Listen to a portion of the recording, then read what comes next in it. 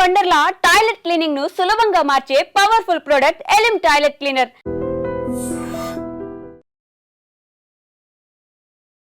దుర్గం చెరువు ఇది మనకు తెలుసు. భాగ్యనగరానికి ఒక తలమానికంగా ఉన్నటువంటి దుర్గం చెరువు అండ్ దుర్గం చెరువు బ్రిడ్జ్ చాలా మంది విజిట్ చేస్తూ ఫోటోలు దిగి సెల్ఫీలు దిగి దుర్గం చెరువుని విజిట్ చేసిన అని చాలా గొప్పగా చెప్పుకుంటూ ఉంటారు. అండ్ దీని చుట్టుపక్కల కూడా మనకు తెలుసు ఐటీ కంపెనీస్ చాలా ఎక్కువ.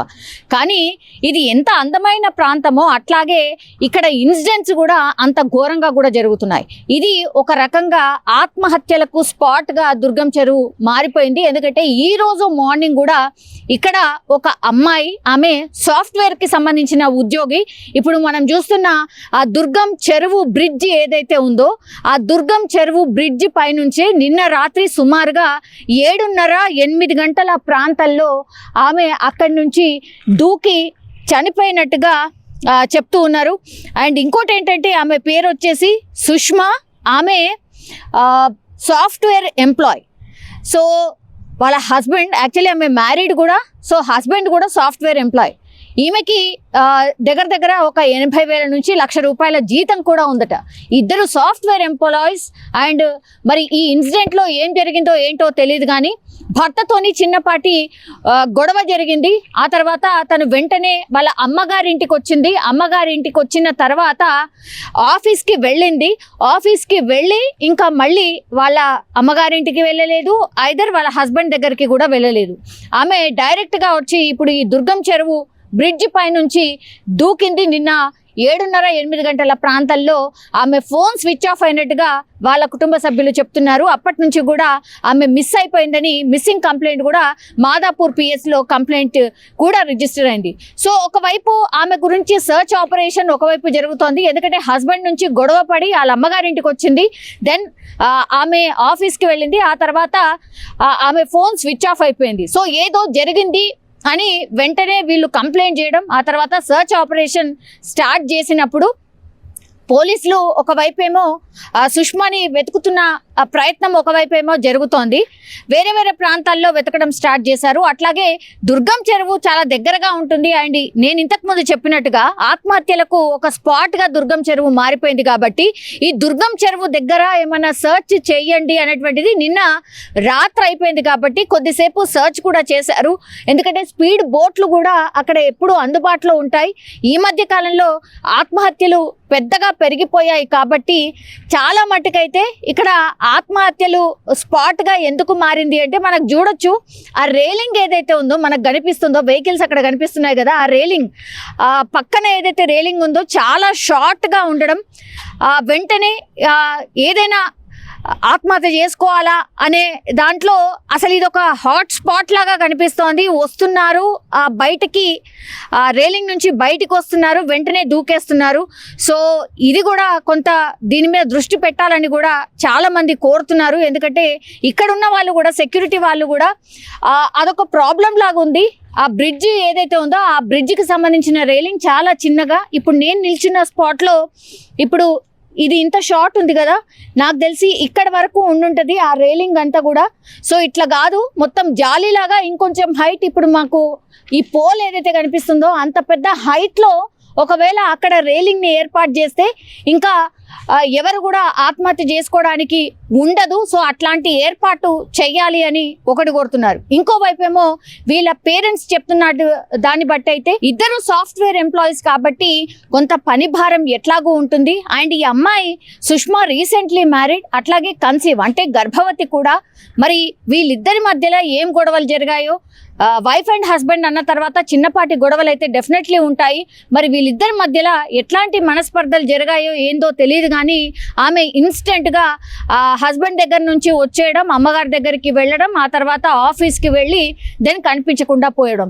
సో ఆలోచించడానికి కూడా ఆమె టైం ఇవ్వనట్టు లెక్క. దీంతో ఏదో అనుమానం అయితే వచ్చింది కాబట్టి వాళ్ళు మిస్సింగ్ కేసు నమోదు చేయడం, ఆ తర్వాత దుర్గం చెరువులో డిఆర్ఎఫ్ టీంకి ఇన్ఫర్మేషన్ వచ్చింది ఈ రోజు మార్నింగ్. ఆ డిఆర్ఎఫ్ టీం వచ్చిన తర్వాత ఆ బాడీని వెలికి తీసిన సందర్భం కాదు ఇది. యాక్చువల్లీ ఇప్పుడు మనం చూస్తున్నటువంటి స్పాట్ ఏదైతే ఉందో ఇక్కడ ఆమె మృతదేహం తేలి ఉంది.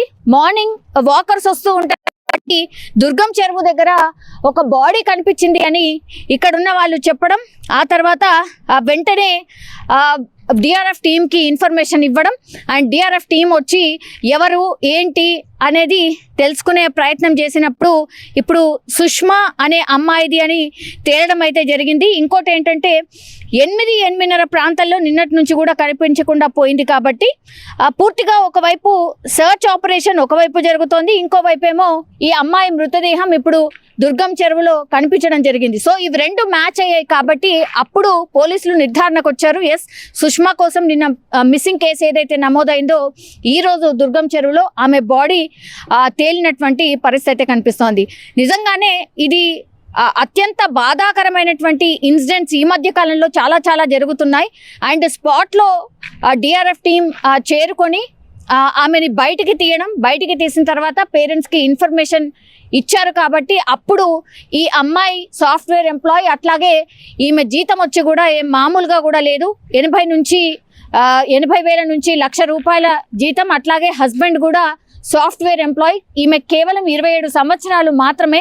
సో మంచి ఫ్యూచర్ ఉన్నటువంటి అమ్మాయి ఇట్లా అర్థాంతరంగా ఆత్మహత్య చేసుకోవడం బాధాకరం అంటూ కూడా వాళ్ళ పేరెంట్స్ విలపిస్తున్నటువంటి పరిస్థితి. ఒకటి, ప్లీజ్ దయచేసి ఇట్లాంటి ఆత్మహత్యలు మాత్రం ఎట్లాంటి సమస్యకు పరిష్కారం కాదు. దయచేసి కొద్దిగా సంయమనం పాటిస్తూ అసలు దీని నుంచి బయట పడగలుగుతామా లేదా, మన ఫ్యూచర్ ఏంటి అనేది కూడా ఆలోచించుకోవాల్సిన అవసరం అయితే డెఫినెట్లీ కనిపిస్తోంది. చాలామంది కూడా సైకాలజిస్టులు అదే చెప్తున్నారు, తొందరగా ఇట్లా ఇన్స్టెంట్గా డిసిషన్స్ తీసుకుంటున్నారు, అది కూడా అన్నిటికీ పరిష్కారం చావే అనుకుంటున్నారు, ఇది కరెక్ట్ కాదు అనేటువంటి మాట కూడా చెప్తున్నారు. సో అర్థాంతరంగా ఒక సాఫ్ట్వేర్ ఎంప్లాయ్, అది కూడా మ్యారీడ్ అండ్ దట్టు ఆమె క్యారింగ్, గర్భవతి.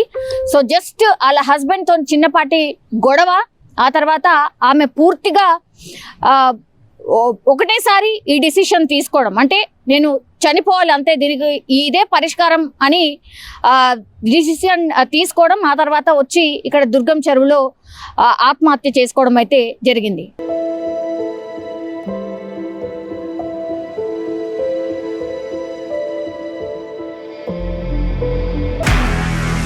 నిజంగా ప్రస్తుతం ఉన్నటువంటి సమాజం దేనికి ప్రయారిటీ ఇస్తుంది? ఆర్థిక సంబంధాల చుట్టూ మాత్రమే తిరుగుతుంది. మళ్ళీ ఎన్నికలంగానే చాలా విరక్తి కలుగుతాను. మంచి అనిపిస్తుంది కదా, లేడీస్ కూడా ఛాలెంజింగ్ జాబ్స్ చేసినప్పుడు చాలా బాగుంటది. ట్రాఫిక్ అసిస్టెంట్స్ గా నియమించిన ట్రాన్స్జెండర్స్ అందరితో సాల్యూట్ చేయించుకుంటున్నారు. ఫుడ్ డెలివరీ ఇవ్వటానికి వెళ్ళినటువంటి డెలివరీ బాయ్ అనిల్ పై కళ్ళ ముందు